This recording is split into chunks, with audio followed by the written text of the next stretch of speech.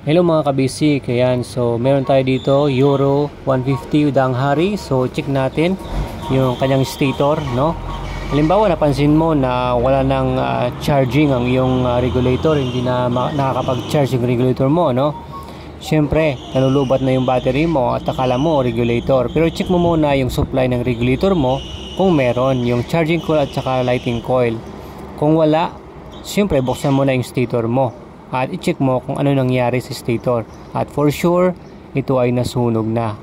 Okay, yan. Tanggalin na natin yung ating cover ng ating magneto. Crankcase cover natin. At yan na nga. Sigurado. Sunog. Yan.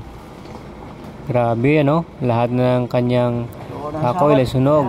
Except na lang yung primary. Yun na yung gumagana sa kanya. Ayan, no? So, kailangan nang palitan para meron ka namang supply ng regulator mo at makapag-charge ng battery at meron kang ilaw, pusina at lahat na nang nakakabit ng iyong accessories wire. Alright, thanks for watching. Please like, share, and follow.